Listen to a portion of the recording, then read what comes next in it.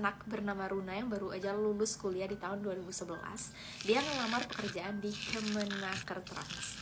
Nah, Runa ini suka banget tantangan, makanya dia begitu lulus langsung ngelamar jadi salah satu relawan pengajar di daerah Maluku Utara. Nah, lamaran Runa ini udah diterima dan dia ditempatin di salah satu daerah di timur Indonesia yang memang masih jarang didatangi oleh orang dari luar pulau.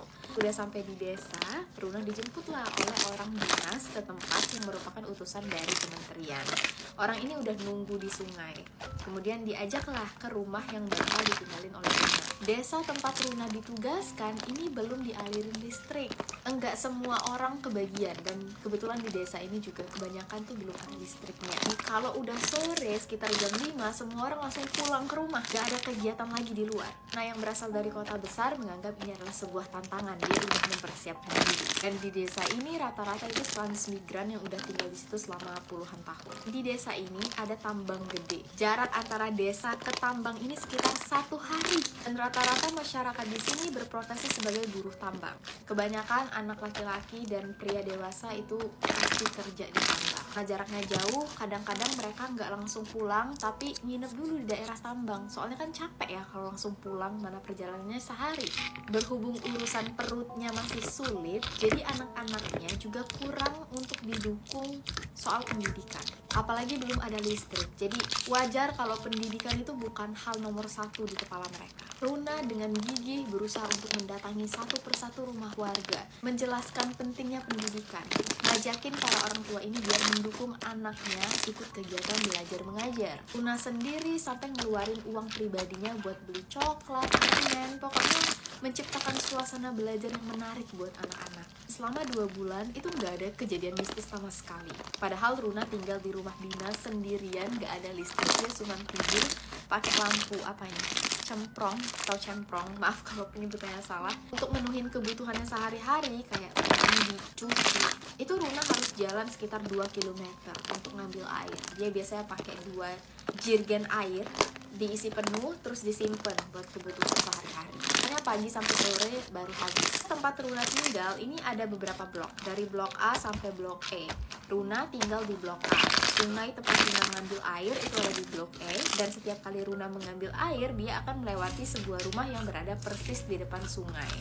Rumah ini terbuat dari papan yang sama seperti rumah lainnya, hanya saja yang membedain itu nggak ada ventilasi di rumah itu. Jadi benar-benar rumah ini tertutup rapat. Tiap kali dia ngelirik, dia ngerasa ada yang natap balik.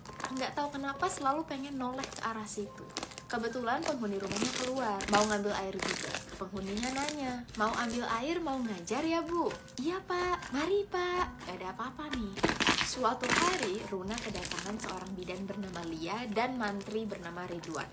Bidan Lia berasal dari Ambon dan Pak Mantri dari Makassar. Runa kan dari Jakarta ya. Jadi mereka bertiga ini sama-sama pendatang, tapi 2 orang ini sudah 2 tahun kerja di situ sebelum Runa. Mereka bertiga pergi ke sungai buat main air sambil ngambil air, dan waktu ngelewatin salah satu rumah di blok E, bidan Lia nyuruh Runa cepet-cepet jalan. Jangan nengok ke rumah di depan sungai. Ingat kan rumah yang tadi dibilang ditutup rapat? Runa ngeh, kayaknya ada sesuatu yang gaib yang dipercayai oleh bidan Lia dan Pak Mantri tadi. Soalnya mereka berdua bener-bener kayak jalan cepet banget dan kelihatan agak sedikit aneh. Tapi Runa nggak percaya hal-hal mistis, ya udah dia diem aja, tapi nggak percaya. Tapi dia ngikut. Begitu sampai di rumah dinas Runa ngajakin makan malam bareng. Nah, semua oke tuh. Waktu lagi makan, bidan dia nanya, Ibu Runa kalau lewat di depan rumah tertutup yang ada di blok E, jangan celingak-celinguk, jangan tengok-tengok, langsung aja jalan. Saya mau cerita, Ibu Runa hati-hati kalau di sini. Kalau ada yang nawarin kopi, Ibu harus minum meskipun dikit aja. Kemarin ada bayi baru lahir, pengen Ibu makan. Nanti langsung cepet-cepet bilang, sudah Bu, jangan cerita gitu. Runa ketawa. Ah, gak apa-apa, aku gak percaya kok cerita gituan. Dan dia sama Pak Mantri langsung angkat kaki mereka. Angkat kaki kamu juga. Runa menolak. Kita ini udah sekolah tinggi-tinggi, jangan percaya sama hal-hal kayak gitu. Ini lihat nih, dihentak-hentakin lah oleh Runa kakinya sambil tertawa di depan bidan Lia dan Pak Mantri tadi. Tiba-tiba terdengar suara orang seperti itu. Bidan Lia dan Pak Mantri tadi langsung lari nyelamatin diri ke dalam kamar dan kamar mandi. Dari luar terus-terusan kedengeran ketukan sambil mengucap salam. Assalamualaikum, assalamualaikum, dengan nada emosi. Runa teriak dari tempatnya duduk. Iya sebentar, siapa ya? Dan tanpa rasa curiga, buka pintu. Waktu pintu dibuka, langsung ada sinar lampu. Nggak bisa ngeliat. Rupanya bapak ini bawa senter. Lampu senter tadi dia naikin ke atas, terus dia bilang, Ibu Runa, saya mau ambil ayam. Runa kaget karena bapak ini langsung main masuk aja ke dalam dapur. Dia ambillah ayam dari atas lemari. Dan setelah ngambil ayam, bapak tadi pergi mengucapkan terima kasih dan salam. Nah, barulah Runa ini sadar. Sejak kapan di dalam rumah itu ada ayam berbulu hitam? Dia setiap hari bersihin rumahnya, nggak pernah ada ayam. Masih setengah sadar, Runa ngetuk pintu kamarnya, mau manggil si ibu bidan. Bu bidan, Bu bidan. Bidan tadi langsung narik tangan Runa sambil marah. Ya Bu Runa, nggak usah banyak ngomong. Kita sekarang bermalam di pustu. Ini tuh puskesmas pembantu. Udah, nggak usah cuci piring. Ayo cepet keluar, kunci pintunya. Pergilah akhirnya mereka ke pustu, ngelewatin jalan setapak di tengah hutan yang gelap. Sampai di pustu, Runa nggak tahu letak kesalahan dia itu apa, jadi dia nanya, Bu Bidan, kenapa sih kamu marah ya sama aku? Aku punya salah ya sama kamu? Dan dengan nada tinggi dan marah, Pak Mantri ngomong ke bidan dia, udah, suruh dia diem aja, jangan banyak bicara, suruh dia tidur saja. Udah kan? Aman. Besok paginya, mereka bangun, Runa langsung mandi dan siap-siap untuk ngajar. Ditanyalah oleh si bidan, Ibu Runa mau ngajar? Iya. Ibu Runa, ini tanah orang dan ibu harus menghargai apapun cerita kita. Siapa tadi malam yang datang ke rumah? Oh, itu kayaknya bapak yang rumahnya di ujung blok E. Dia suka ngeliat aku diem-diem dan suka tanya, apa aku mau mengajar? Kemudian bidan dia menoleh ke arah Pak Mantri sambil bicara dengan bahasa timur. Dan yang Runa tahu hanya, bener kan? Selebihnya Runa nggak ngerti mereka ngomong apa. Akhirnya bidan Lia ceritain ke Runa bahwa ada bayi yang baru aja lahir kemarin, kemudian mati karena dimakan makhluk. Dan pelakunya adalah si bapak yang tinggal di rumah blok E itu. Dan kalau misalnya lagi ngomongin makhluk itu, ada di sana harus mengangkat kaki supaya makhluk itu nggak datang ke rumah.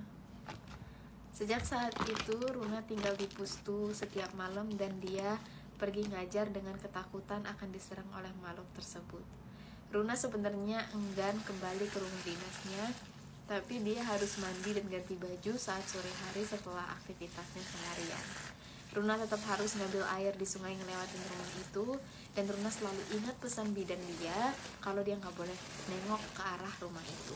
Runa akhirnya tinggal bersama bidan dia sampai dia pulang ke Jakarta. Runa minta masa mengajarnya dipercepat. Ternyata harusnya 6 bulan, tapi jadinya cuma 3 bulan. Nah, bidan dia juga ngingetin ke Runa kalau saya disuguhin kopi, dikasih makan oleh penduduk setempat, seenggak-enggaknya minum aja, makan meskipun cuma sedikit, cuma segigit. Waktu Runa pamitan ke penduduk desa satu persatu karena dia bakal balik lagi ke Jakarta, para penduduk menyuguhkan kopi untuknya, dia minum walaupun hanya sedikit untuk membasahi bibir. Untungnya sejak tinggal di pustu dan ngikutin kata-kata bidan dia, gak ada hal mistis saja menimpanya. Bener banget apa kata pepatah yang mengatakan, dimana kita berpijak di situ tanah dijunjung. Yang artinya dimanapun kita berada harus menghargai kebudayaan dan kebiasaan masyarakat setempat.